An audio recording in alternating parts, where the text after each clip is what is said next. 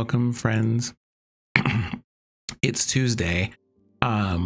We were normally going to have a stream on Monday, but there were shenanigans, so we didn't. That being said, your boy's out here looking really comfortable in this dragon onesie. Rawr! So, we told you that we were going to get one of these. We got one of these because y'all were so super spiffy and generous and cool with donating money to the Bail Project. By the way, that if it's something that you still want to contribute to, that is still an option that you have available. So by all means, but hopefully I did this one justice. So in case no one knows, hold on, let me see if I can find me as a wee dragon over here. Give me a moment. Hello there, Serpa. How's it going? I have myself here as a wee dragon. I'm going to see if I can find an example of that real quick, and then we're gonna talk about some things today. We're gonna talk about them today. So that's real big. Give me a second. Let me make that smaller. Hey Lexi, how's it going? We are not doing Jackbox today, Acerba. Not doing Jackbox today.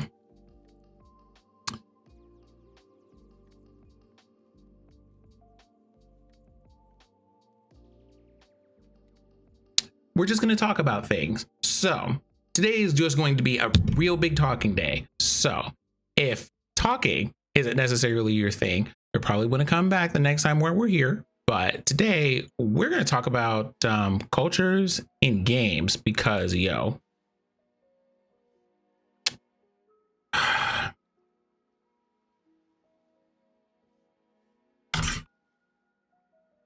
we just couldn't get through Tuesday without there being the nonsense and all this other stuff. So here we are. Ninbinz is joining us today as our resident bringer of this evening's tea, because honestly, he and I have both been kind of on the same wavelength about these things, especially when it comes to the types of games that we're talking about today, which are going to be tabletop games. So Ninz, not that you're a stranger around here or anything, but would you like to introduce yourself to the audience and include your pronouns? Hello everyone, I am Ninbinz. My pronouns are he, him. There's like very little else to know about me other than I'm a very large nerd with a beard. Well, hello there. Okay, hold on. We have to increase your volume. So, I guess keep at it or whatnot.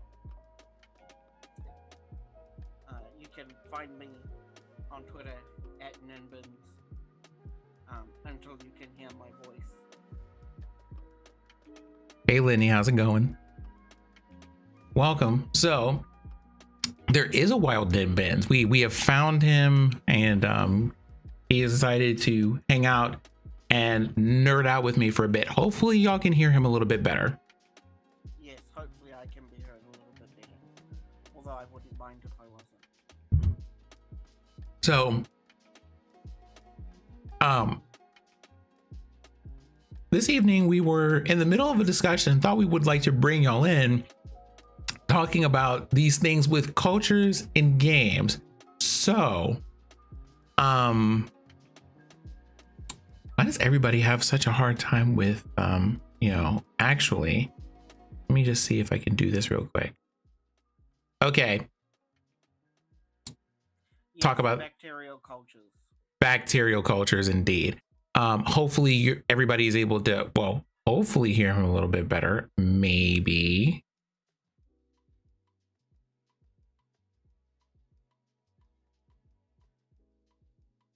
Honestly, at this point, I should seriously consider going to and taking lessons in, around, and wherefore. Oh, you know what I could do?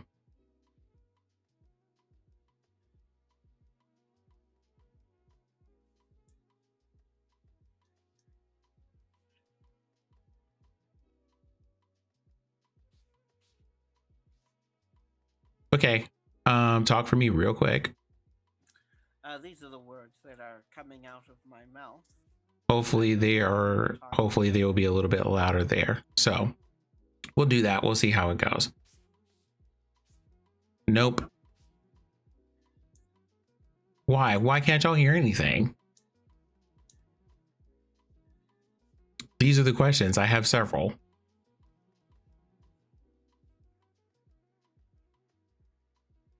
I know. Well, like the thing is, what reasons though?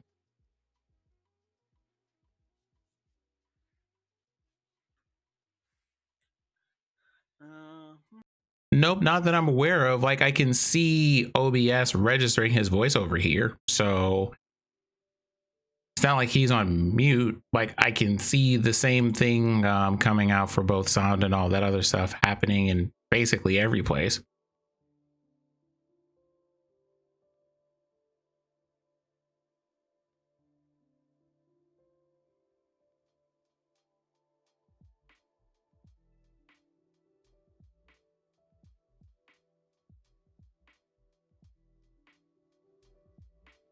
Well, I mean, I think that's about as loud as I can make him.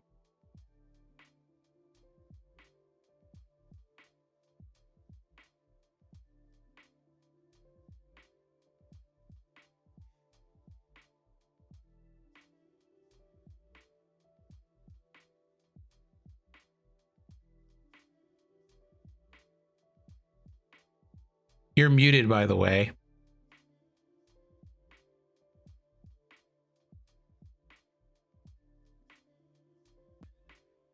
Yes, I was muted because I was testing things.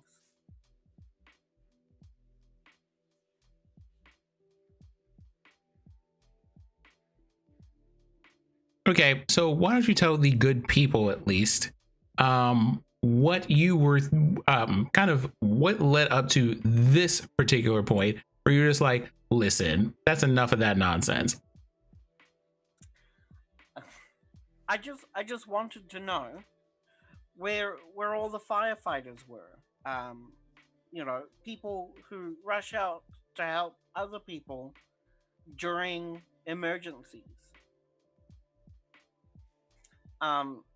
Instead, what I got were, as always, because it's Twitter, snarky, unhelpful comments. And so I decided to educate people. Okay, so explain that part a little bit.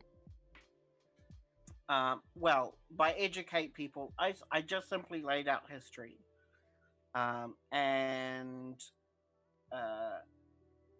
you know, the several cases where the human race was not patently garbage. Okay, so the tweet in question, right? Let me see if I can find that real quick. Oops, wasn't supposed to do that, but we're okay. So I believe in, where were you when you posted that original question? Because we're looking for it right now. One moment, it's easier to find. Here we are. It was, I think it was, well, I guess quite nearly yesterday. Question was, why aren't there more emergency services in our fantasy worlds? Where are the firefighters, the EMTs, or like players are running around doing all this stuff and setting things on fire, but who's responsible for putting them out?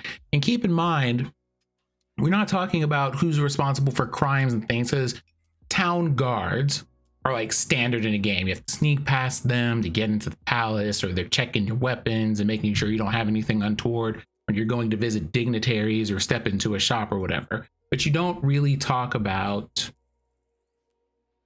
social services in a game. Like, you don't have, who do people go to for like therapy, or, you know, like how do people grieve as a community and things like that. So I guess we'll start there. Now, aside from like the Starkey comments that you got, what else happened? Well, I got a couple of good examples of what those sort of social services look like in other people's worlds. Um, One person said that all those sorts of services were centralized with mages who help transport clerics and the like to places and people experiencing emergencies, like an emergency taxi system.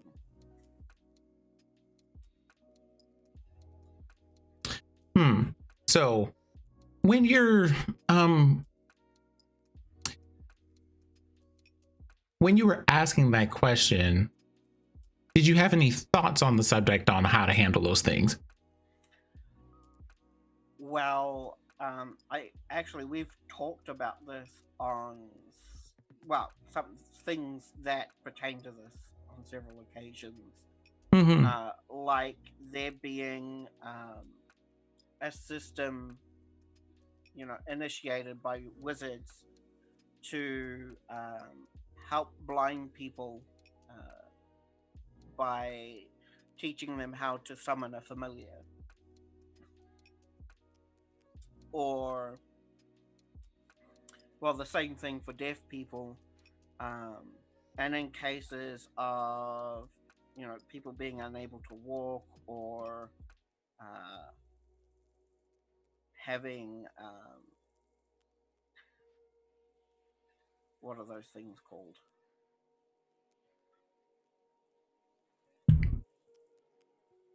What is what called? Having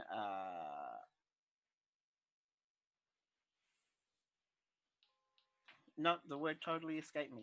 Well, um, things like social services for um, the mentally ill.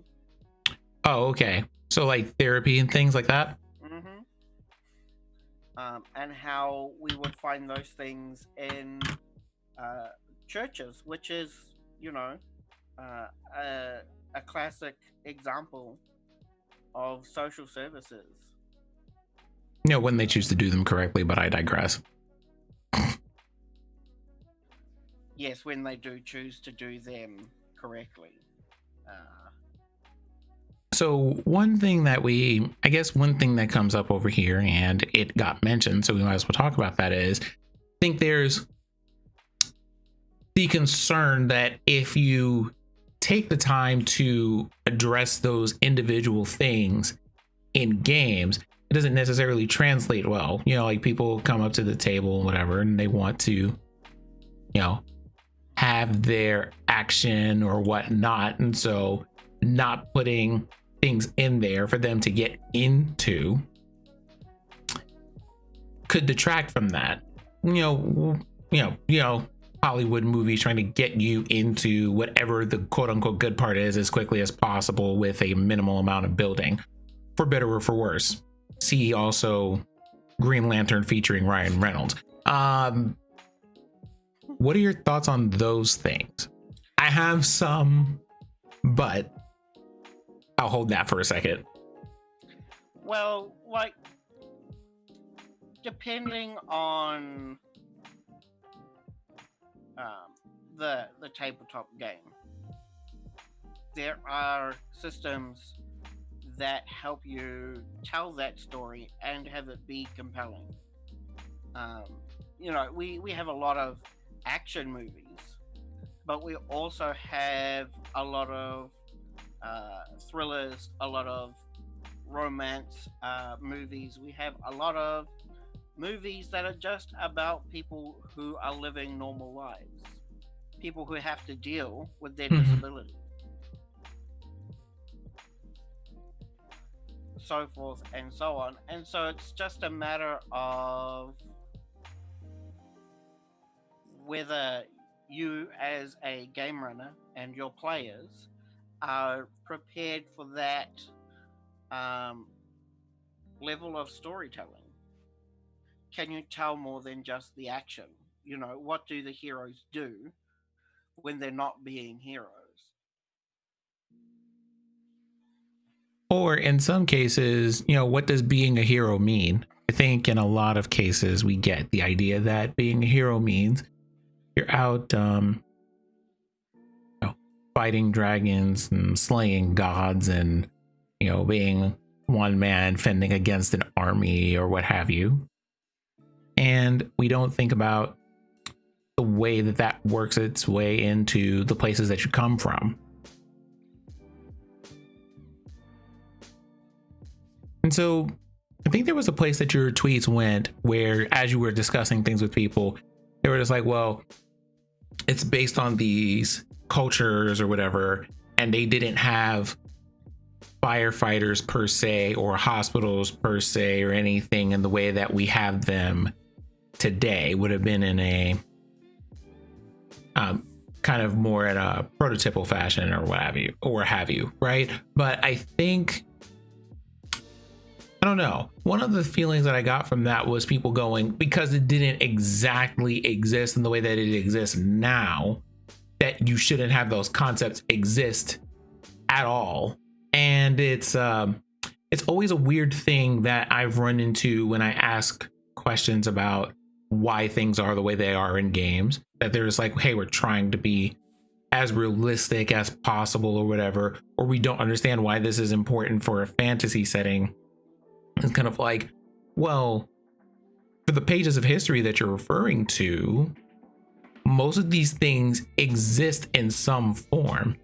And it's understanding that you need conflict for characters to grow and for stories to develop. And those things, I think anybody who's into stories would be able to tell you and agree with and all that other stuff. Like, we co-sign that 100%. But it's the nature of the struggles that people have that I don't understand, because I would trade, hey, you have this community of people and you have to figure out how to get along with people who are different from you or who have a different culture from you, versus, hey, you see someone who looks different from you, and because someone told you that they should not be a thing, they're automatically evil.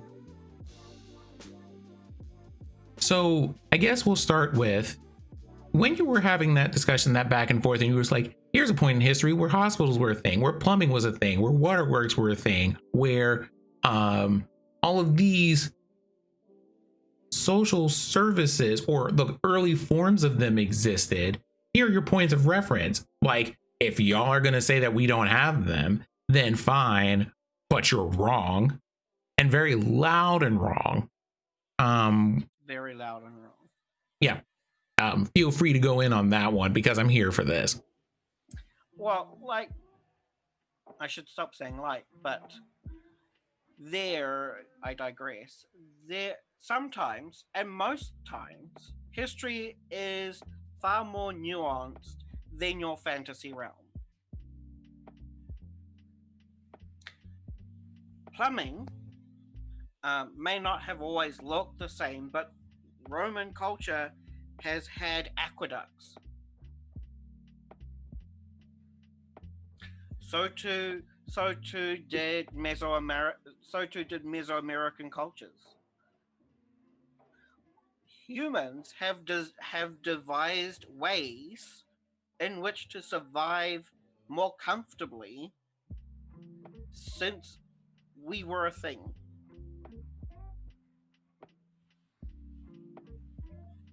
What I don't like, I understand where you're coming from, that I don't under that these people sometimes come out of the woodwork and argue that just because they weren't the way they are today, that they shouldn't exist at all.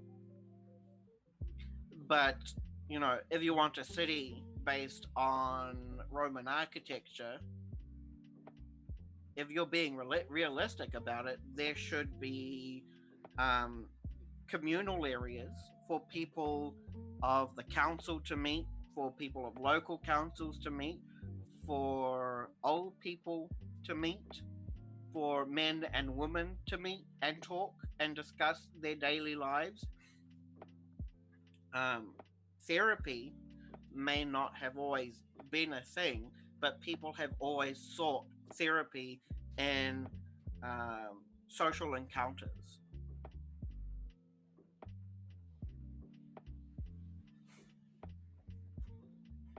Mm-hmm. Um, in ancient Greece, philosophers used to gather in amphitheaters to talk about how issues may or may not affect their people.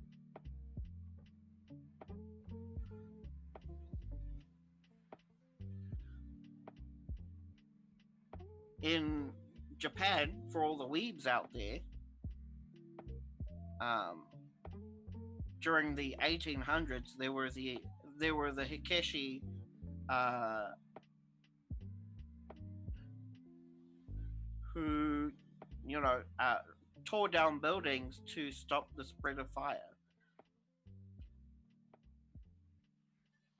There really is not an excuse for you to exclude those sort of cultural uh, institutions that help people develop from your games.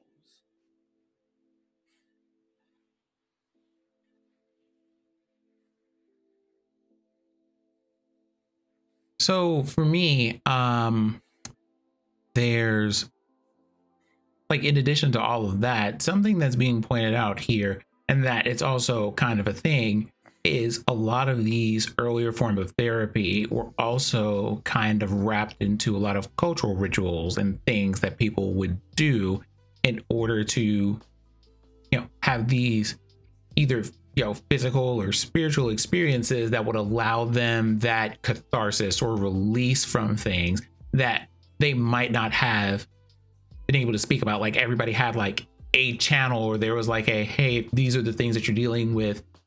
You go to the woods, you go to the mountains, you are out here for 3 days, you go and you hunt a thing and you come back. Or, like, you sing a song, you do think, you like walk over a fire, that type of thing.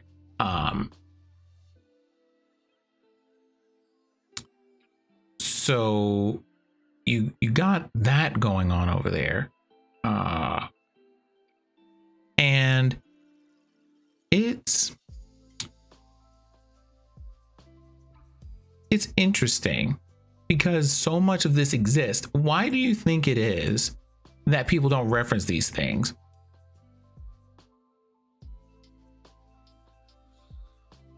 I mean, how how do you want to look at that systemic portrayal of humankind? Well, not necessarily systemic portrayals of like humankind, but things like, hey, when you go to a war and you come back, depending on your culture, you have X things that you go and do. You go here for a month if you have kids, or if you have a wife, you do this if you don't, like that type of thing. And it's one of those, it's something that, like we've talked about, or that I've mentioned in here and elsewhere. There is something to be said about how much life a story could have, but doesn't, because we spend so much time telling these stories from the perspective of one type of person or individual who look for one kind of story to tell. And now, as the years have gone on and other people have come in looking for themselves in these stories, they're just like, well, what about a story where this happens, or where this happens, or where this happens?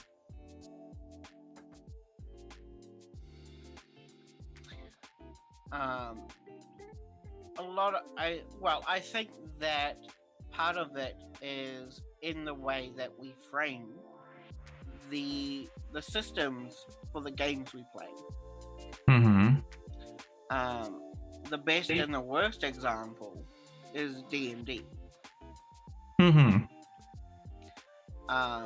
There are stories embedded into the mechanics of D&D that are told, like that narrative built into those mechanics is from one person's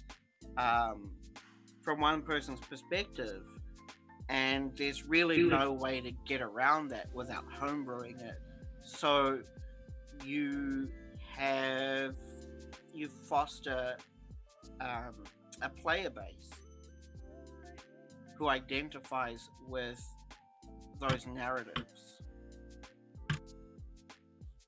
as opposed to fostering a player base with diverse narratives and stories to tell. So when we're so when you're dealing with all of that, right? I guess the thing there is, how do I say this? Like, you have these different perspectives and all this other stuff, but what's up, Gemini? How's it going? Welcome back. Hopefully things have been treating you well today, but dealing with all of that wildness when it comes to trying to figure out where to bring these things in, where do you even start trying to imagine where social services would fit into a game? Because you have, hey, we have a platform for that. And mind you, to be fair, which isn't being very fair at all, there are a lot of things, if we're only talking about Dungeons and Dragons, because listen, tons of other systems exist. Fate is a thing, Powered by the Apocalypse is a thing, Scum and Villainy is a thing, Pathfinder is a thing, right? But focusing on D&D for the moment, because I think that's where the two of us have lived the longest, as it were, there are a lot of stories. It's kind of difficult to tell because you can find out exactly from what distance you can fire an arrow and hit a target, but they don't give you any sense of the intricate mechanics that would go into intrigue or social mechanics unless you homebrew them most of the time. So like leaving those systems and turning into those things has been a journey for me. I recently got into a game where there was a concept of you succeed, but there's a complication. And when I tell y'all that it took me like so far out of the game for a moment that we had to have like a whole discussion around it and go like, hey, it's fine to fail in this game. That's how it is designed. Like, you roll D6s and 2, 3, 4, and 5. By all means, Nausea, do have a good rest of your evening. 2, 3, 4, and 5. So that leaves you 1 and 6. 2, 3, 4, and 5 are all something, like you do something, but there's also a complication. 1 is a straight up fail, and 6 is just a success with no complications. 4 and 5 are you succeed, but there's a complication. 2 and 3 are you fail and there's a complication. So you got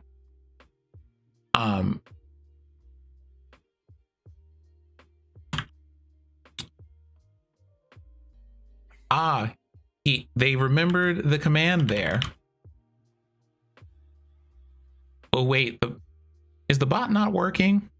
Nauseum, I got you.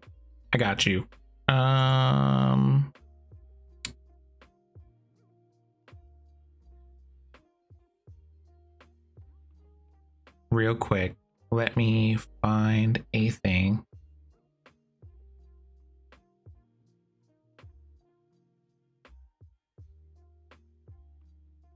But yeah,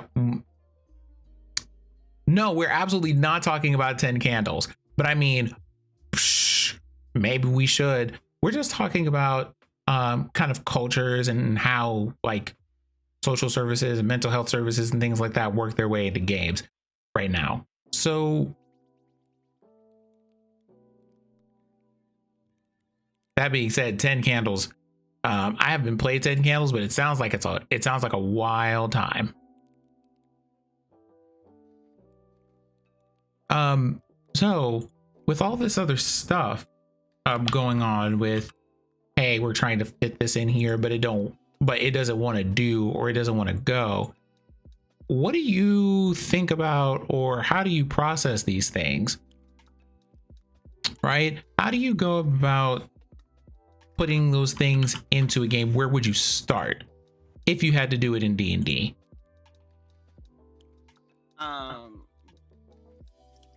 Personally, I'd start with drinking. A common trope in D&D games is that in order to, de-stress from some of the more heavy stories that DMs tell, is that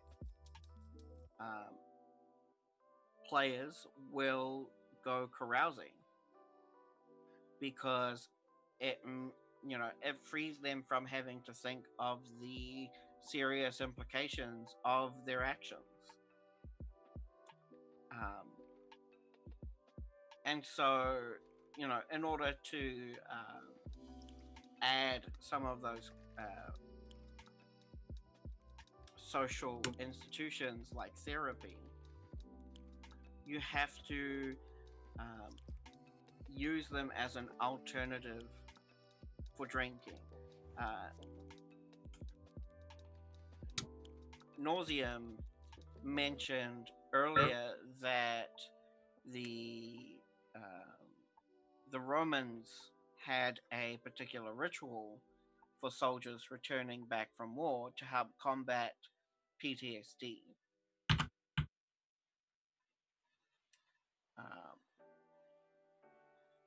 And I think that you have that's a great place to start. For there to be, after session, or even mid session rituals for the players to de-stress themselves in character. Everything's an opportunity to role play, and really that's the untapped potential of D&D, is that there is so much that you can role play, but so little that we do. There are, defined rules for all of these things surrounding combat, but so little surrounding what we do outside. Like, even it took a couple of years for 5th edition to even approach downtime seriously. And I've seen, I would say this, the one game that I recently got into approaches that in a really interesting way. They give you a list of things that you can do and then says, hey, here's a list of your option depending on a certain class of things that you decide to take. So if you're a person who is more into the mystical arts, they have like things related to a bunch of meditation, or what happens if drinking is your vice, or things like that. And you have doing this removes a certain amount of stress.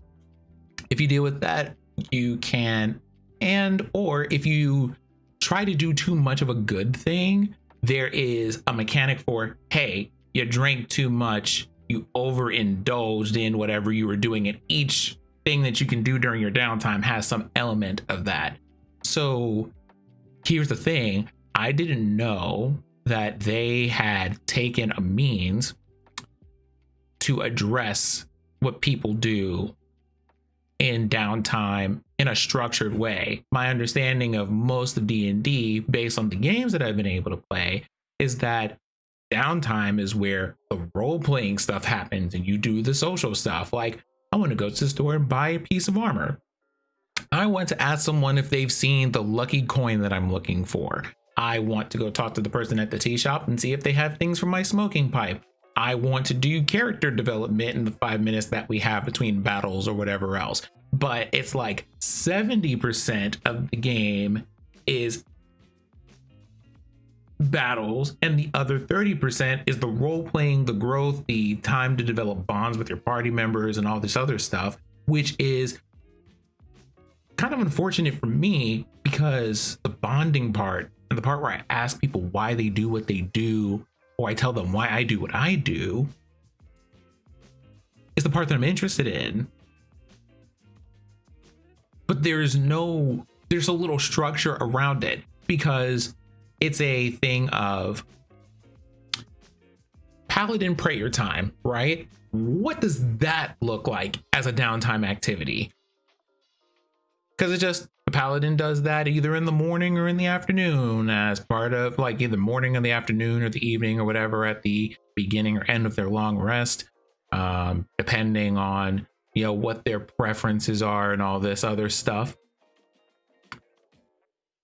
But it's not structured. It just happens, and it lets you restore spell slots or swap out spells if you need to for the day, and that's all you get. So since you were mentioning that, what does D&D let you do in a structured way with downtime? In a structured way, like, can we talk about the fact that we are not even, you know, tapping the potential of the game as it is in the book, let alone the game and its potential to be more than what's in the book. But some of the things that you can do that are structured in the 5e books, you can go and research whatever you like. There are skill checks and dice rolls and random things, rivals you can make, friends you can meet, mentors you can have that are accounted in the book. You can legitimately say, hey, I'm going to save the rest of my week to go and research, say, this lost culture. You go to the library, or you go to an academy. You say, hey, I'd like to learn about this specific thing. They say, well, we do have an expert on the subject, you know, for this fee. You can go and learn from them, and they'll give you a bonus to your roll to actually learn the thing. Or, you know, during the course of you hunting down this information in libraries, or, you know, by meeting people who you have heard have some sort of connection to the thing you're looking for, you make a friend, someone who is genuinely interested in that same line of thought. Or you make a rival, someone else who's searching for that, you know, for research on that culture, so that they can find a powerful artifact. You had no idea there was a powerful artifact that culture had, you know, made or was centered around. But now you have to know. And there's this other person who's trying to make sure you don't know. You can do crafting. Everybody that, you know, knows about crafting, but how much crafting do you actually do?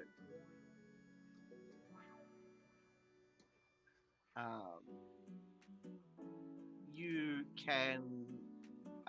There is a downtime activity for having a job. You're allowed to have a daily job if you're in the town for long enough. Do we know what book that's in? Xanathar's Guide to Everything. Okay, so wait, was that the first one of these that they rolled out for 5th Ed? It's the third. It's the third source book, I believe. Oh, well, not like as far as source books go, but is this the first time that they've taken the time to like spell out this is what downtime activities look like? Or so how long has 5th Ed been a thing? I don't know off the top of my head. because that's a Wait, long time for it. Yeah, it's been. That's a long time for an addition to exist and not have any kind of reference to downtime activities or like any kind of real structure for crafting activities when you have whole artificers that are a class that you can be like. But why? What is the reason? Let's not forget like the communal aspect of being a cleric or a paladin. Okay, see, now you're coming into my house now, and I need you to not. But like, those are downtime activities. You're allowed to hold sermons if you're an accredited, if you're a respected person in your religion. That's interesting. I don't know if anybody's ever done that, and I don't know if people know that these kind of activities exist. We don't make room for them. It's some of the things that I have wandered about in my own musings about some stuff like, all right, cool. So you're a wizard who, like your backstory is, in a given scenario, right? Your backstory is, hey, I was in this town. I was trying to find or gain power to do something to help someone or whatever. All right, cool. So you leave and all this other stuff. Well, like, you're not the only wizard in the world. Y'all aren't the only paladins that exist. Like, what are the rest of them doing? And what does it look like? Because these people are clearly, like, not every paladin is out adventuring. Not everyone gets that call. The idea for the players is that they are comfortable and secure in their normal everyday routine, and something comes along to disrupt that routine, usually.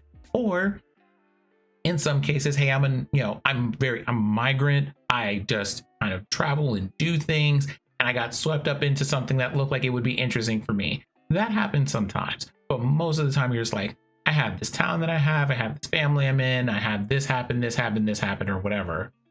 And then the Fire Nation attacked, and then, or war happened, or a comet fell out of the sky, or something unusual came and uprooted me from that.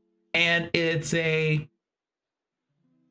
what did this look like before? Like, what do paladins do when they're not adventuring and doing things and smiting stuff in the name of, in the name of tier, right? What does that look like? What does that look like for a paladin? What does that look like for a wizard, for that matter? Like, y'all are running around casting like not all of y'all are running around like getting to 9 levels so you can cast Wish all the time and teleporting places. Like, y'all have to be doing some kind of normal and mundane things. What does a more fleshed out world where these people exist look like, so that you have something to even contrast to?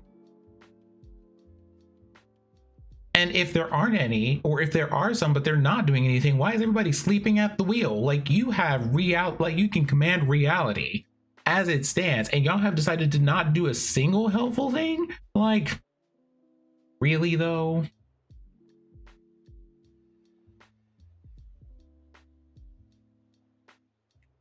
I can't believe that.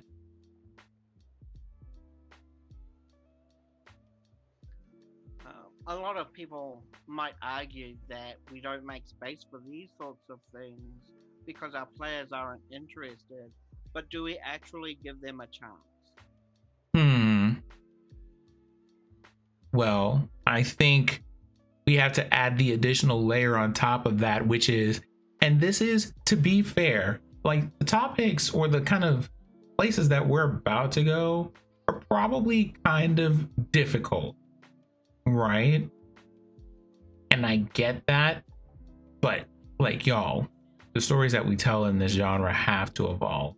And one of the things that we have got to do is give these players a place to be where they can still feel powerful and special and do the cool things that they want to do, but it doesn't require everybody else to be helpless and incompetent and have no functioning social structures or city structures or governance, or all of the governments and everything else is corrupt entirely. And then your job becomes to usurp the entire rulership of the kingdom so that one of you can take a spot because, of course, you're the only good people in the world. Like, y'all, like, it should be a thing where by the time you as a player have to step in, the situation is so exceptional that they're just like, we have to have help because there's no accounting for this. All of the dragons in the world are awake and we don't know why. Like, that would interest me so much. And it would also explain why you can't have people dispatched everywhere and you have to have special adventurers to do it, because like no one, like, having a dragon or two, we've left them in the hills and we've left them alone and they've left us alone. Or we have like a couple of people who have had to go out and slay like one or two, and you hear about that every now and then. But like every dragon in the area or in the region or on the continent awake at the same time, who and what did that? Y'all have to find out. Like, we can't, we have to stay here and defend our town, keep it from burning to cinders when the dragons come attacking, while you go and do the recon that we can't go out and do. That would make sense. That gives everyone a place to be, and it lets the city and the people maintain their sense of like value and worth and governance, and let the players do things that are special and cool at the same time. And it takes, for me, only the smallest bit of effort more than just saying, oh, y'all have to go kill a dragon. Narratively, it's just one step. You know, it's just like that person is still saying, hey, y'all, can you go check out this dragon? May not be, hey, can you go kill the dragon? But can you check it out? And if you need to, then you can. But the step from that is that the impetus of your mission is not, we can't deal with this problem. Can you do it for us? The impetus is, there is this thing happening. Like, you know, you're new to the organization, so we think this is a great chance for you to sort of stretch your legs, and for us to see what that looks like. Why don't you go ahead, travel out to this remote area, see what's happening. If you can do something, please do. If you can't, you know, feel okay to come back, let us know what's happening, and we'll back you up.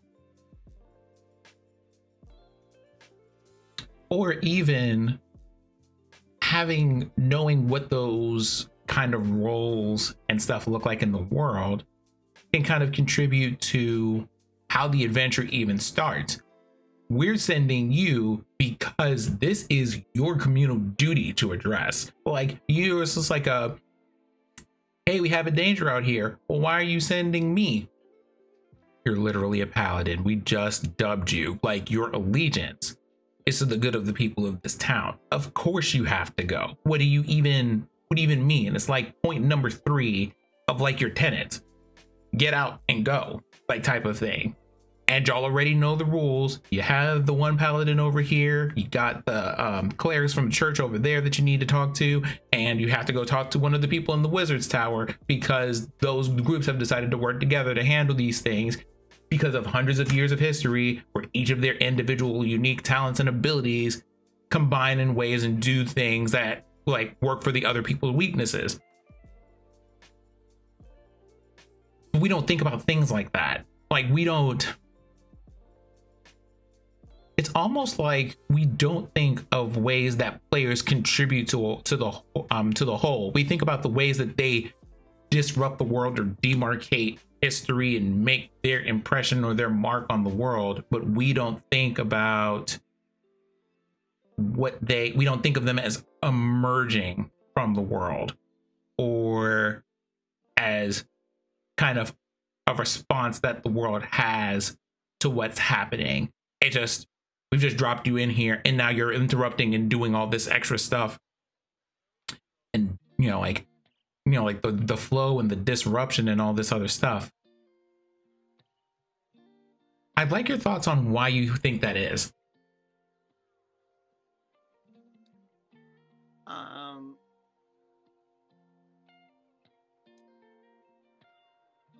I think that's because we are sort of slowly moving away from that idea that a game of imagination is not us being like. Let me try and formulate this more, intelligently. If you think about the sort of first generations of tabletop games, a lot of those are based on you, the player, being a heroic explorer. Not a hero, mind you, a heroic explorer. You delve into dungeons, you fight great evil in the dungeons, you find great treasure in the dungeons. And then we sort of gradually moved on to now you're a hero. But you still need to get out there in the world. So we make a big bad guy. They're making the world really bad. It's that we take the next easiest step. Not the whole step. You could be a force for change in the world. That's the whole step.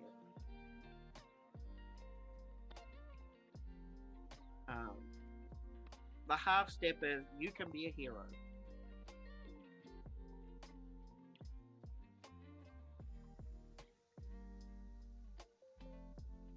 Okay, so if we kind of start with that, let's tie something back to an earlier point. So one of the things that you talked about, at the start of this was, how are y'all handling emergency and social services, right? And now we're talking about the impetus for adventure rather than disrupting the world and trying to be like, I want to do something cool, being kind of a part of a community and as a extension of those homelands and communities you come from, going out into the world to do what would naturally progress because circumstances have dictated that. Like, I was just out here just attending my farm, but then war showed up on our front door and they called for it. And that's something that everyone in our country contributes to, as common a trope as it possibly gets. See also Mulan. That being said, right, there's something that I'm starting to see a lot of trends for, which is the questions and gaps that happen in tabletop games are starting to have more of a cultural bent to them. So it's how does a culture handle this? How does a community handle this? How does a whole of any kind handle these bits and pieces that are happening out in the world? And so you get things like, you run into a lot of situations where people go, where is this in the world or where is that in the world? And no one knows because those cultural questions haven't been addressed. Something simple, right? Barbarian rage. Barbarians they just summon a whole bunch of adrenaline. They do these feats of strength and daring do. Why are y'all mad? Sit down somewhere, have some ice cream, have a cookie, get somebody to hug you, or be like, hey, I want to be the little spoon today, but I can't, so I'm going to go over here and swing an axe or whatever. Like, you can't be that mad all the time. So where is this rage coming from? And how did you learn to wield it? It's not like it's a magical ability like other things are. It's a physical one. So there's science there. Was it just, I kind of just like lost it for a second? Or could there be more to it where as part of this thing, you're just like, oh, you are like, you're a little ball of anger, or you have a really strong sense of justice. You know what we should do? We should send you to a martial arts class so that you can learn how to temper that angry energy you feel, and one, give you some structure to channel that energy into, and then teach you more appropriate ways to handle it so that you're not going off and flipping out all the time. That's what that looks like as a communal function. That has happened to like almost every boy that I know at some point between first grade and sixth grade. Like, we're going to send you to a gym. We're going to put you on the football team. We're going to get you involved in a martial art, something to give some structure over there so you can get that anger out and then learn how to deal with that aggression. Why isn't that aspect of these things in these games? And the answer usually ends up being, you know, again, that whole community and cultural thing. Well, then you have to go, what does culture look like in the world? What are these people doing? Not just, oh, it's the big city where all the expensive stuff are, but what are people like there, and why are they that way? What customs do they have? What rituals do they have? Do people go to specific places to learn magic? If they do they get a special cap or a special robe or a special tattoo or a special button that they wear? Do they all get a smoking pipe when they graduate from the highest levels of the class? That type of thing. Things like, is every druid out in the woods, or do they just come into town sometimes and hang out with people? And what is a druid if he lives in town? And why do we assume that they don't? Like, it's all of these things. And there's that whole,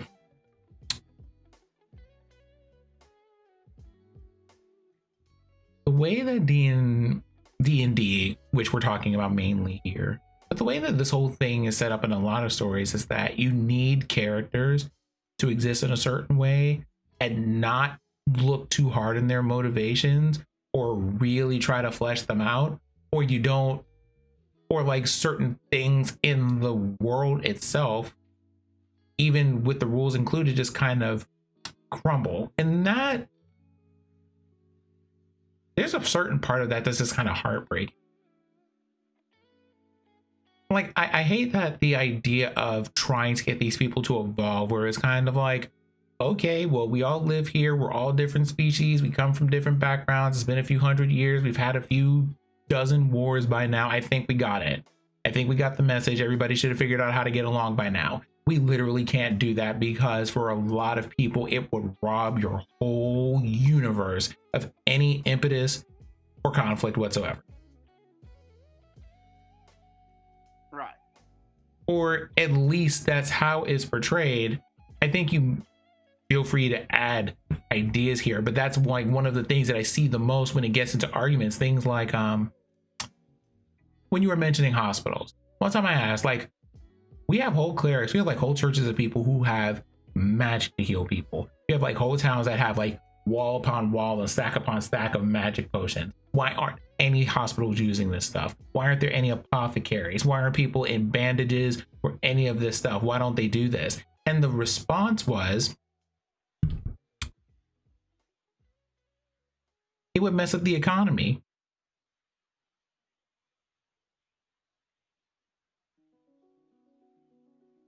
No, that was the whole response. I know y'all were waiting for more than that, but that was it. That was the whole response. Just, it's expensive to do that. It's costly to do that. I mean, it's a level 1 spell, but whatever. It's costly to do these things. It's expensive to do these things.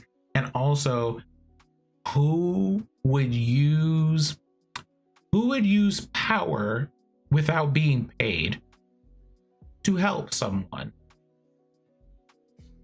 That's the same answer I got for the tweet today.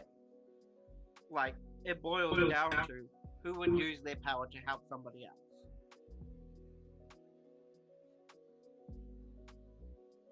mind you, who would use that power to help someone else without getting paid? Like,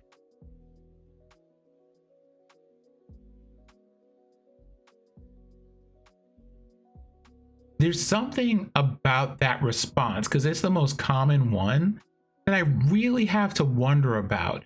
Like, so many things require people to be greedy or corrupt to work. Someone has to have like blackmail on you or have you owe them a favor. And if, owing people favors is fine. No problem with that. Having corrupt individuals, also not an issue. But you don't get a lot of good rulers, good magistrates, good judges, good captains of the guard that do their jobs effectively, or any of those things. And you also have whole sections of your city are poor, destitute, and run down. And the reason why you don't have, like, you have to have that conflict there is because people are broke in a world that of your own making, where people could be literally anything you want, and conflict can be anything you want. The conflict you decide to have is y'all are too broke to have medical aid. You can't afford health insurance. Sorry about it. You can't afford health insurance, but you can clean an entire city with the point of your finger, because that is a cantrip. You can fix literally anything that is broken ever, because that is a cantrip, as long as it is not magical or isn't enchanted in some way. But somehow being able to make sure that people are healthy was a bridge too far. Right, like, and the only thing that cost that character, mind you, not the player, but the character, was some time to learn that cantrip. What it cost the player to imagine that, helping someone with just a little wave of their finger? Nothing.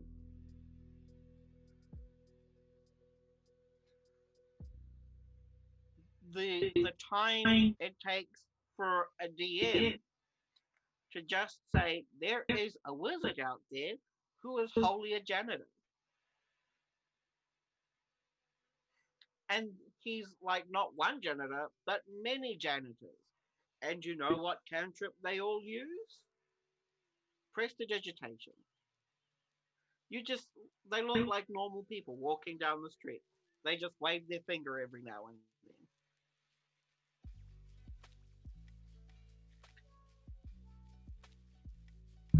then. I mean, go in. I'm not going to interrupt you. Amens.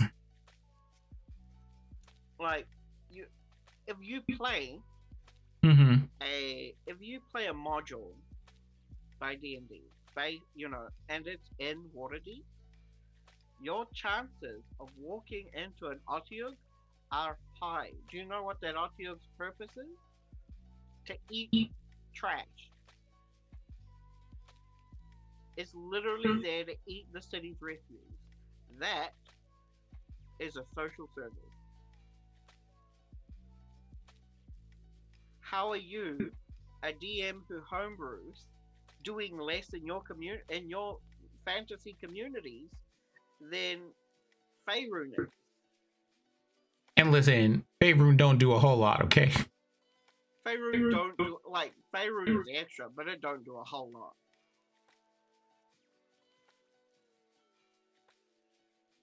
So, I guess the question would be kind of, what is building a better world for any of these things look like? Well, I think that it means you have, sewers tended to by Otyughs or slimes, and every once in a while the city hires new adventurers who are traveling around to go and deal with those slimes that have grown a bit too much, the Otyugh that has, grown a bit too large, and the city kind of lost track of it. I think that it looks like, players, instead of going to a bar to drink, go out to a play, or they read. They read books. People read books. You might think it's boring, but people read books. Wizards read books. Bards write songs. You know, why don't we ever see more of that? Like people actually indulging their passions. Like their whole class has a thing, and you don't ever get to see them. Like, do you spend your downtime doing things that make you a better thief, or that make you a better bard, or any of those things? I think part of it is because I don't think you really reward. I guess that's also kind of a part of it that we need to talk about later. The concept of just, as a rule of like design for a game, people will only do things or grind things out that reward them.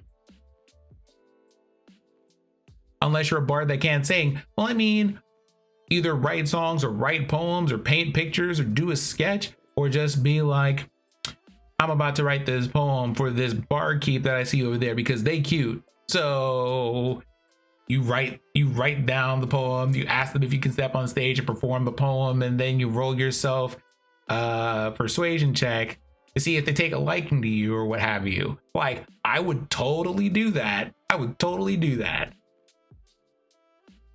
But yes, if you are a bard who cannot sing, please roll that at disadvantage because you caught a cold. You know, that type of thing. That would be kind of funny.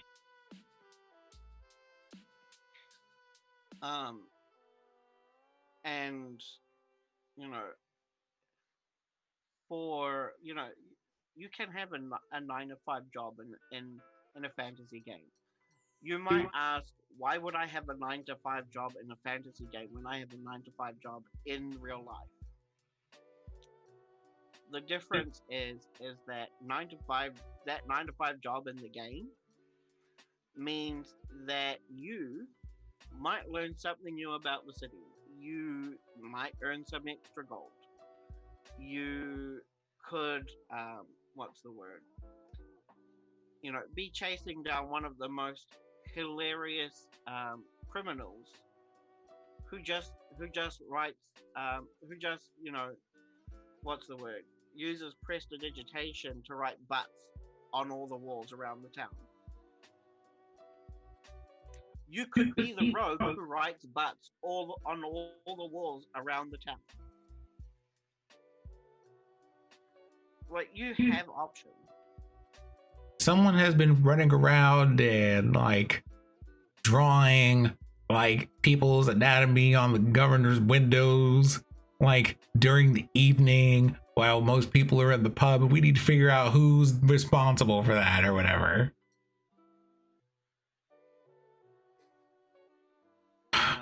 We've given somebody a very unfortunate idea and we have to take a responsibility for that. I want to point that out. I mean, I got that idea from Critical Role. Jester, Jester's all over whatever city she's in, doing any number of mischief making. She's always looking for a bakery. Like, what? Indulge your character's pleasures. If they are a cheeky rogue who likes to, do semi-criminal things, do semi-criminal things. Accept the consequences, but do them all the same. What, as part of their downtime? Hey, you just out here on your downtime drawing butts on things. What if part of your downtime is you just, you stick like, in order to train your, what's the thing, sleight of hand. You just grab clumps of dirt and you find ways to sneak it into people's pockets.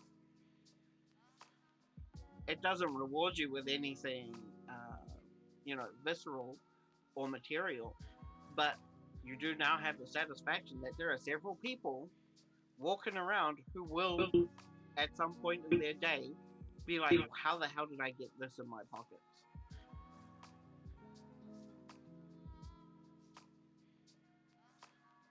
Speaking of disadvantage, I think it would be good for paladins and clerics that are struggling with faith disadvantage on rolls where actions come directly from it. You kind of have to explain that one a little bit. I'd be curious to know where you're going with that. If you're going down that sort of path where if you're having a crisis of faith and you try to cast a spell and that spell it happens, but the DM lets you know, hey, when you cast that guiding bolt, it's not as bright as normal. You know, it doesn't fly as straight. It looks more like a wavy line as it flies towards your enemy. Or do you cast guidance? You get the idea that, you know, you don't really know what to do, but this might be a good option.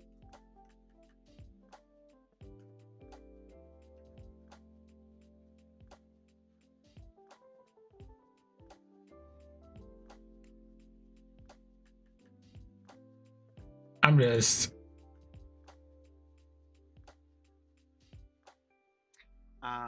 and to backtrack a little bit, when you were talking about people wanting, you know, people not doing things without the prospect of reward.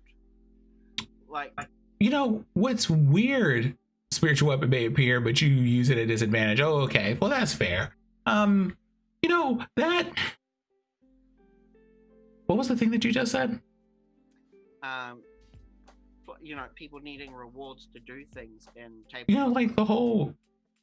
It's so weird. You have two whole classes in particular that are very, very much driven by altruism in their, you know, like in their, you know, like in their baseline concepts, the like the mythos that they're drawn from, or from these people who are these paragons of both, like, you know, like kind of a, like wrath and justice that can come from the divine when you aren't doing what you should be doing, when you're on the side of evil and all of that.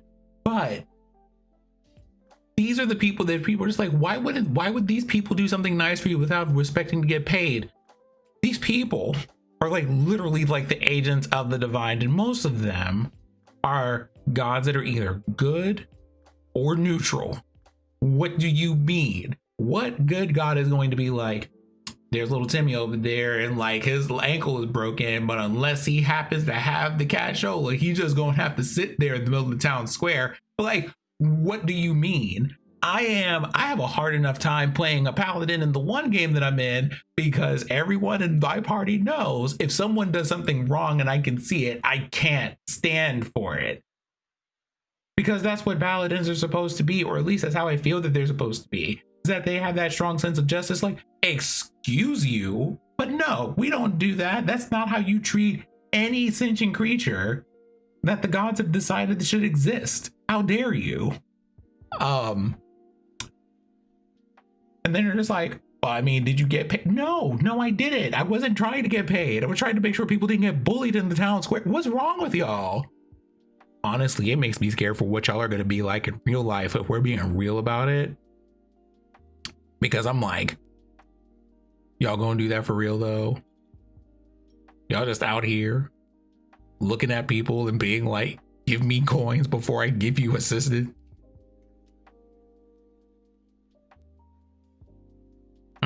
Couldn't be me. Can't relate. I don't know. Part of that stems from experience. And I'm not talking about the concept of experience, but the mechanic of experience in D&D in particular.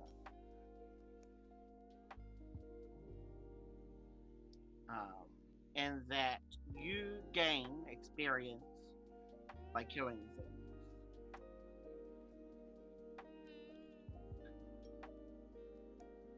You don't gain experience by running a shop. You don't gain experience by writing a song.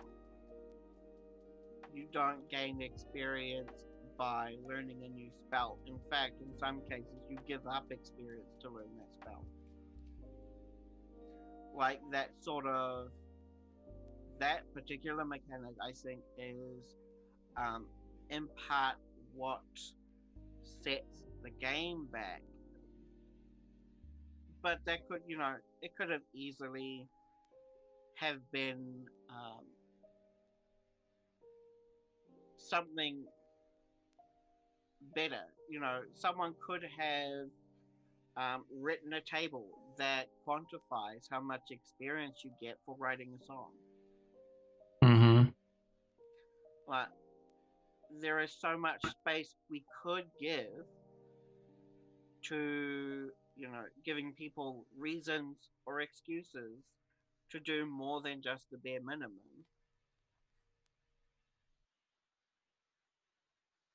And sometimes it just takes, the ability to even. And you and I both know some people don't have that ability. Oddly enough.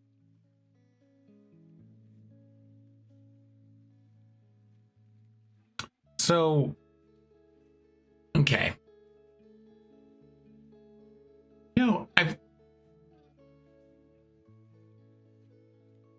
I guess that's where I see the most evolution happening for the game. I think we're very much out of a spot where people are just like kind of wanting to go in for the dungeons and attack things. Now, that being said, right, I think that there's still plenty of room and space for that adventure. Sometimes you just want to roll up and you want to throw hands, and that's it. And that's okay. Those games and those settings, well, I feel will exist forever. Like, they're kind of just there, and they always will be, because we need them. They're fun, they're cathartic. Sometimes it's kind of like playing like Super Mario World or Pac-Man or Sonic the Hedgehog. You just pick this up, it's fun without having to think about it too much or anything like that. Hey, you walk into a tavern, don't you always? You walk into a tavern, there's a job board, there's like 5 jobs on it. One of them is go down to this cave and see why people are disappearing in there. You find out that it's a bunch of zombies, you crush all the skeletons, you come back with a dark stone, everybody kind of takes that, puts it under wraps, everybody goes back to normal, and you end the adventure for the day and you go home. Like, that could be a thing. And I think that kind of game is going to be here to stay. But I think that the rest of it has to talk about, all right, well, we've seen that story. We've seen those people. We've seen how it goes. The beginning, the middle, and the end, the hero's journey, the ascension, and all this other stuff. We have seen it so many ways and so many times. Hello, Abdara. How are you? You see all of that happening. But then you want more from the story. And I think that's kind of the future now, is talking about, so we did the thing, now what happened? What happened after that? Did we grow? Did we change? Did we become better? What happened to these monster races? Did we ever learn how to get along with them? Did they change? Did Bahamut just make a decree that kind of fixed some stuff? Did communities develop around this stuff? Did we learn from what happened, and has it informed how we're going to do things in the future? And also, I think there's more of a want for inward exploration. Like, there's thing going kind of around the world. You have, or kind of like around the spheres, you have a lot of, I want to learn more about the inner workings of the world and why things are the way that they are, and a little bit less just, I want to go to like the distant temple and find the mystic crystal and bring it back. Like I don't want the whole adventure to be this glorified like fetch quest. I want there to be more dimension to it than that. And those dimensions are going to come from the community and culture. Like I can't think of other vectors to explore that we haven't gotten to before. What are your thoughts on?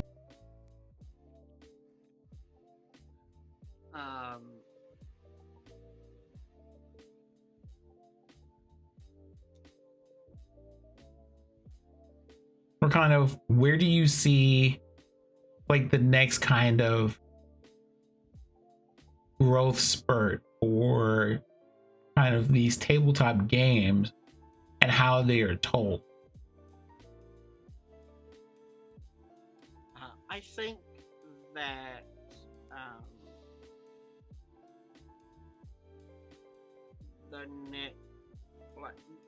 this current evolution comes from the idea that we use D&D or TTRPGs to escape. Mm-hmm. It's yet another form of escapism, and it's been there are studies by therapists and other folks who say that D&D is a legitimate tool to help people come to a deeper understanding of themselves or help them through particular issues. And I think the next step of evolution is that we will start finding games that deal, less with our impact on the world, and more with the impact that the world has on us individually, and then as a collective. Okay, so you have to talk to me more about that now. Like,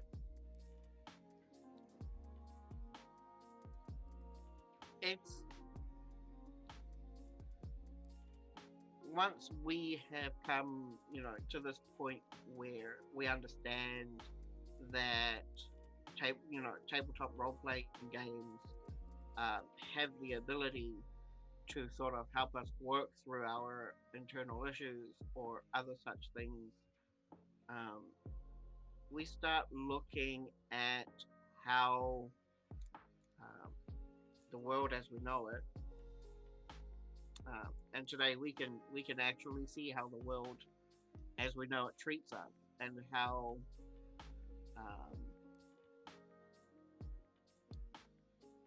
that world, if changed, what positive change looks like in an alternate timeline, and how that would affect us.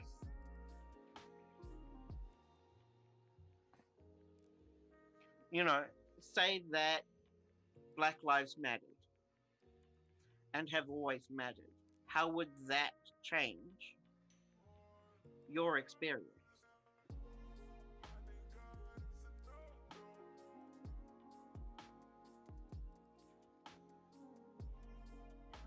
If you could pick a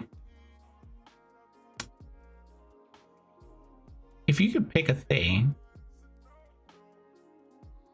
that would go into either 5th edition as it stands or into, I guess, a future edition of D&D that had a impact on world building, what thing would you pick there? I have a list, so I'm gonna let you say things first. I think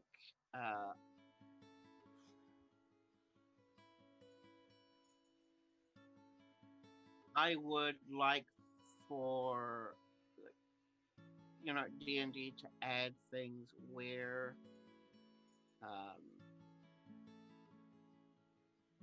culture matters more.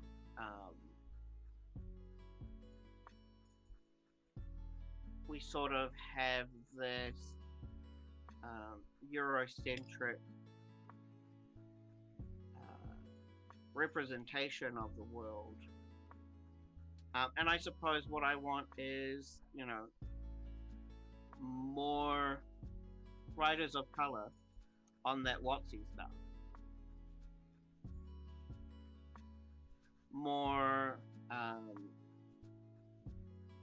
female writers on that WotC stuff. That's what I want added to D&D is perspective.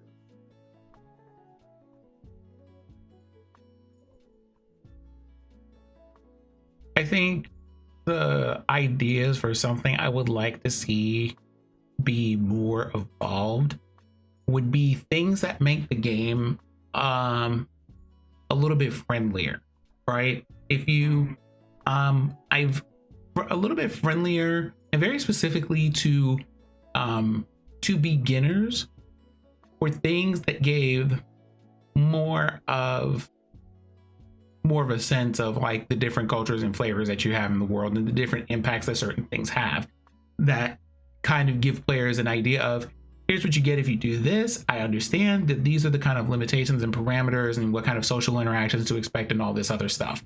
Because listen, I am tired. Y'all have 6 whole stats. Like, y'all have 6 whole stats, and like, how many different skills? Like, you have like a list of 20 skills, and like 10 of them are wisdom based, and like 8 of them are like dexterity based, and everything else is, oh right, we had other stats, didn't we? I guess we should do something with those. So right. Like strength is like 2 strength has 2 whole things that it does, like 2 whole things. You get to pick one of those 2 things, and that's it. And it's like, okay, but why? I want to see more social stuff. I want to see more social stuff with structure. And I think was it Wildmount? I don't think it was Wildmount. I can't remember which one that had the Chronicles in it. Yeah, it was Wildmount. That had a, hey, here are the different places that you have. Are you a person who thing? So that people don't have to come up with like 5 million different points of background that may or may not fit with the story or with the world that you have. Seeing that more of being like, hey, if you want to say that you're from here, here are some things you should consider about the way that you relate to your neighbors and who may or may not be helpful or friendly to you. Or, hey, here are things that you need to consider about your family that you may run into. Like, they give you a lot of really fertile ideas for how things work with you socially and determine how you navigate through the world when you are not in dungeon. Almost like they expect you not to be in dungeons all the time. And I'm just like, well, yeah, even this is nice.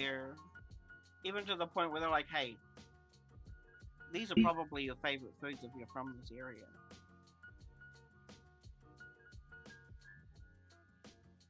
You know, if you're from this city, people like there are a lot of coffee shops that serve this particular spiced donut.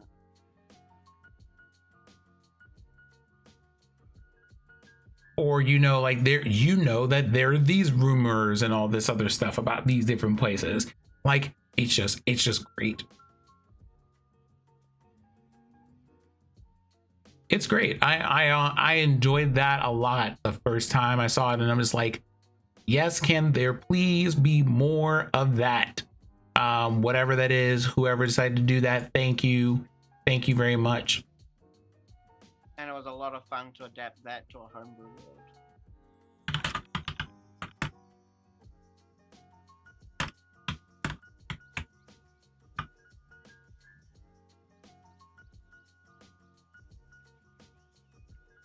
Okay, so I guess it's one of those, well, I mean, there's that Heroes Chronicle thing, and then, I did a thing and I should not have done that. It was that and a couple of other things where I'm starting to see people go, let's talk about how these things impact you and why, and where this stuff comes from and what it means, and thinking about ways to talk about where, even down to where you get your stats from. And I love it. I love seeing it. I'm also painfully aware that all of this stuff has evolved just by adding any other perspective to this game. So by the time that people start talking about like that, the people who need to be involved in these decision-making positions about these different cultures and things are getting involved in these games, I'm about to be all the way here for it. That's what I'm going to say about that.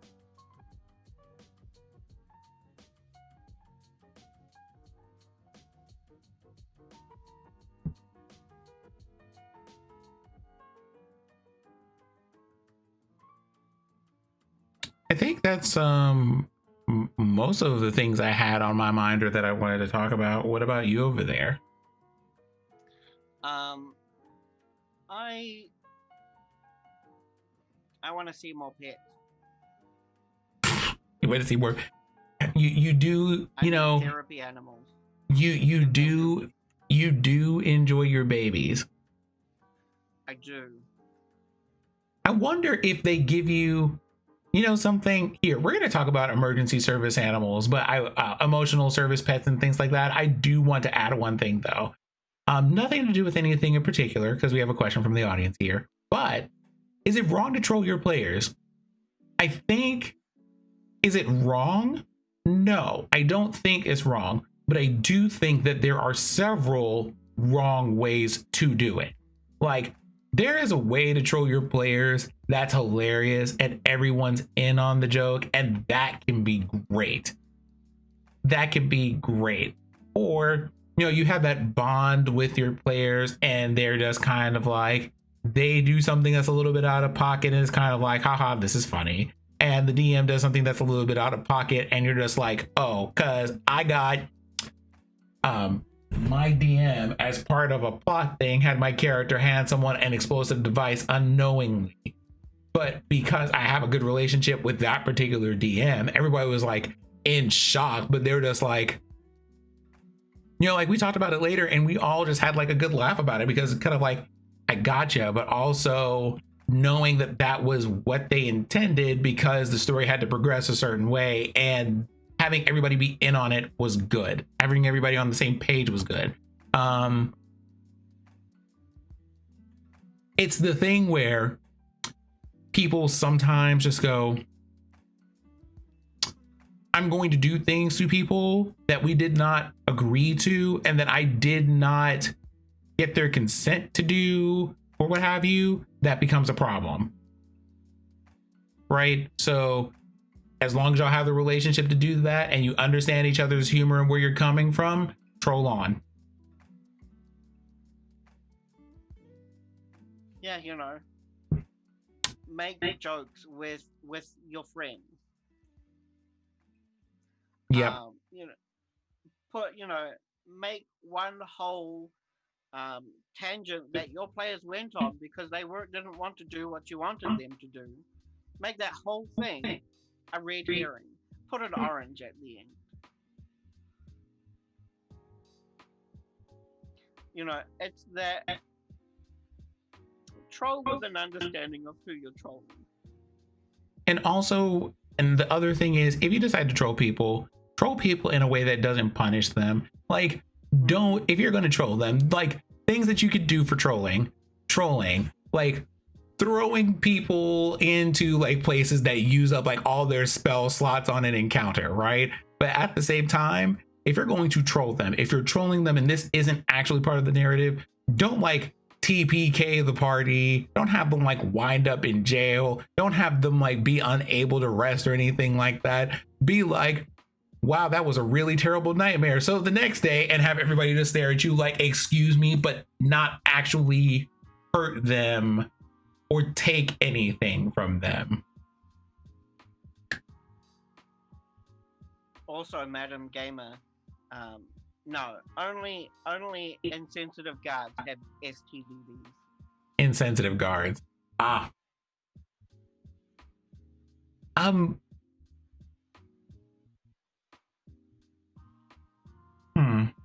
About emotional service animals, because I mean, I think we're at this point where we're just going to kind of just cruise into whatever questions we have. So ask us anything, a thought about emotional service animals.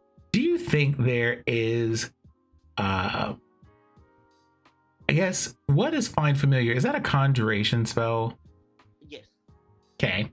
So what if there's like a school of wizards that, like, if someone gets diagnosed with something where they need a service animal, they make amulets and things like that that are attuned to a certain person that they can use to summon a familiar that kind of, like, hey, whatever, like, like they take you into whatever the room is for conjuring things or equations all over the wall. They ask you to step into a circle. They put on, it's like, we have some jewelry here. Do you like earrings? Do you like necklaces? Do you like wearing a ring? Do you like perhaps have a bracelet that you like or something like that? You have them pick one. And see, here's the thing about world building, right? We are literally just sitting here and spitting out whole ideas for something in an innocent. So I need y'all to understand the levels of effort, which is nearly none that you need to take for these considerations 90% of the time. But I digress. We, have them pick out your favorite type of jewelry to wear. Then you go, okay, cool. Well, we're going to have you put it on. You have them put it on, and then you have them go, all right, so I want you to close your eyes and think about your favorite animal, right? And then this person thinks about their favorite animal. You kind of give them like a kind of a guided meditation. Think something small, something easy for you to carry around, or that follows you around, or something like that you would want to have. And someone goes like, okay, I would really like a pet mouse, right? And the mouse appears, and they're, and you explain to them, okay, well, as long as you're wearing this bracelet, you can call for this mouse at any time. They tell you how to turn the like how to activate the bracelet, how to deactivate the bracelet if you want to unsummon the pet or whatever else. But now people have, hey, if things get really bad, I can do this. You could even have it be like a contingency spell. I've cast a spell on this object that whenever you reach a certain level of stress, it will just summon this creature for you. That is a whole thing. That is a whole thing. Because you can just enchant things that say under certain conditions, it does this. I also like the idea of having a cafe that is just a familiar cafe. You walk in the door, and a cafe where you walk in the door, and your presence alone in the cafe summons the cutest possible familiar. Summons a familiar in the cafe? Mm-hmm. Why would you summon a familiar in a cafe? It's like a cat cafe. Oh, okay. So basically, well, I don't know if it could just be cats though. Well, I mean, it doesn't have to be cats, but like, I would be curious about that now, right? Like, what would happen if you created a cafe where people just walked in and the building is entirely empty, except for when you come in, it takes like an image of whatever your favorite animal is, and that animal just appears in the cafe. You like calico kittens? There's now a calico kitten every time you walk in here, and it always finds you. And the idea that it could also, be your waiter and take your order. Excuse me, sir. Would you like some milk? Oh no. We want people to leave this building eventually. Could you imagine the heartbreak that people would have? Like, they walk in here and there is a person who is so stressed, it summons like 5 different cats, and then they just sit there and they're just like, this is so wonderful and magical. I hope it never ends. 6 o'clock, magic just shuts down, and now they're just like, I'm never leaving. Your party's adventure is someone has decided to hole up at the kitty cafe. Wait, what kitty cafe? Yeah, it's you kind of have to explain this one, but they don't want to leave. They kind of got belligerent about it. Why? You'll find out when you walk in there, and like all of the cats that they have somehow activated the magic, and now all the cats are just like angry, dire cats that attack anyone who comes near. That would be hilarious. I think I'd have fun with that. This is not an idea. Please do not do this. Actually, this is an idea. Absolutely do this. Absolutely.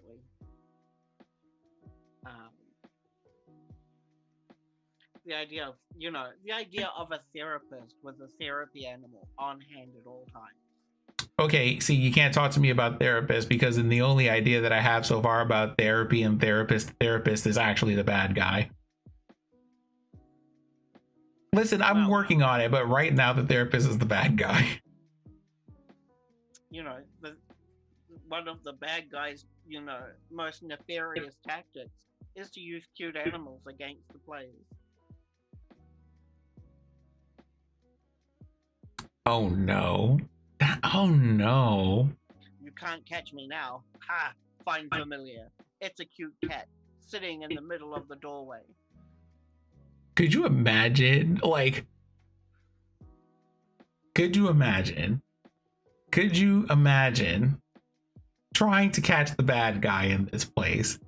And it just keeps summoning things that you think are cute, and you constantly have to make will say what is it, a charisma save? I think it would be like a charisma save to be like, first thing, do you know it's an illusion? And then the second thing would be, if you don't realize it's an illusion, can you stop yourself from hitting the cat? And it's run that on a timer and be like, you got 5 rounds to catch them before they make their escape, and you're constantly trying to be like, I don't have time for cute animals, stop, and I think that would be great.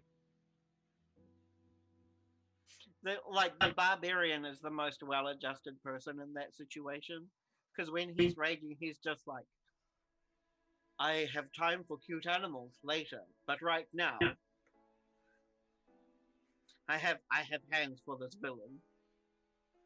Who, the barbarian? Mm-hmm. Because he's immune to mind-affecting abilities. Kind of I'm trying to remember. It's there's a character in an anime who just has this coat full of kittens of all different types and sizes, and because he grows he's always around them, he's not anywhere near affected by them, but everyone else is just I want one. And it's hilarious, it's adorable. And with your idea that wizards use jewelry, when people come in and need yes, chinchillas and hamsters, absolutely, chinchillas and hamsters. You now have the possibility for just a counterfeit jewelry wizard who gives counterfeit familiar jewelry, and it doesn't summon the cutest thing, it just summons an octopus or a crow. Just you put one on and it's kind of okay, so I want to imagine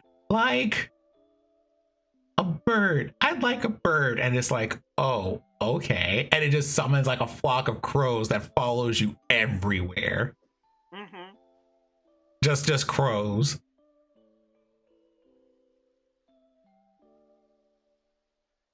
And they're all hostile to, and all of the crows, normally these are things that are just adorable for you, but these particular crows, the whole flock of them, are just hostile to anyone who isn't you. I think that would be hilarious. Someone says something mean, and because we know that crows and ravens and things are pretty smart birds. They see someone be mean to you and suddenly they start following people around and pooping on them and pecking at them in the street and everything else. It's can we ask you to reload?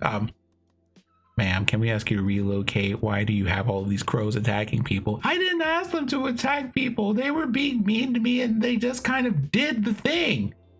Oh no, you got one of those bracelets.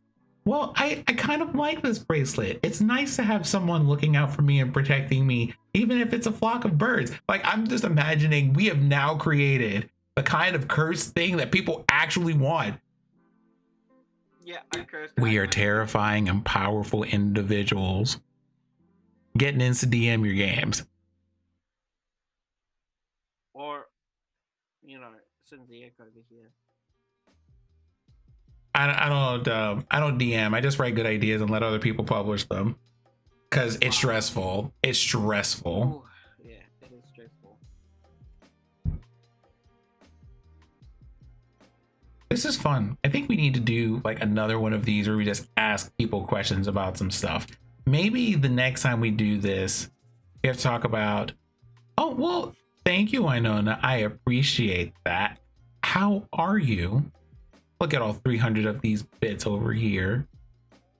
Something, something dark side. I mean, something, something cookies.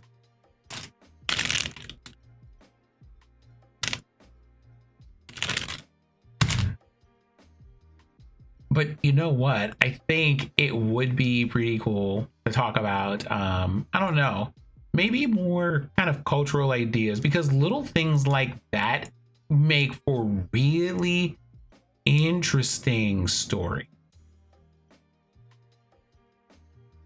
They make for like deeper stories.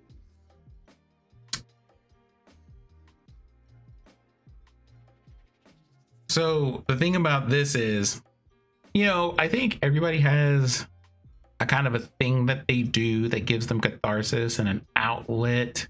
Mine is writing, and I have been neglecting writing for a while. So I don't have any stories for y'all, but as soon as I finish this, as soon as I get into it, I'll let you know. I did write something today, though. I wrote a few things today, and it felt pretty good to get some of that stuff out of my system. So I think I'm going to keep working on that. And Ninbinz and I could talk about what we're going to see meeting. Well, I mean, I don't know, because y'all are either at we were at the end of the section of the adventure that we were starting on, but I mean, you're at a good spot to begin another one if you wanted to.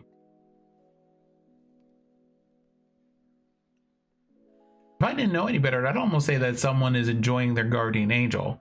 Also, Winona, today's been a pretty good day. We had some things to talk about with games, and it felt pretty good to be able to just kind of nerd out about them a little bit. Today's been a very strange day of things taking unexpected turns, but considering how it came out, I think I'm okay with it. I think I'm okay.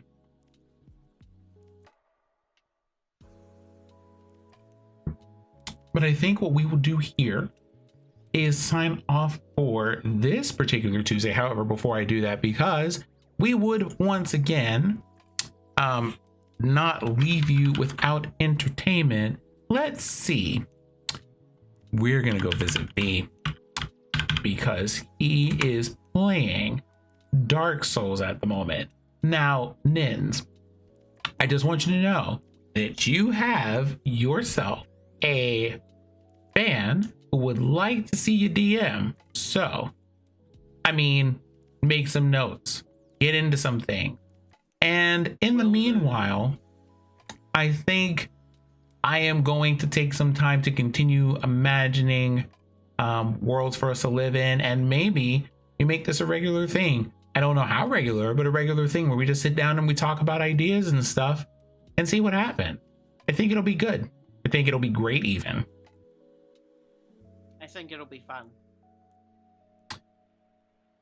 That being said, y'all have a wonderful rest of your Tuesday. As always, you can find me and, whomever the cast and crew of the day is going to be here on Mondays and Tuesdays at 8 p.m. Eastern.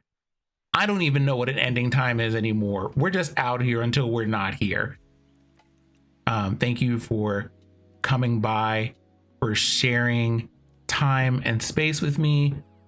And all of that being said, we will see you all back here next Monday. Bye, y'all.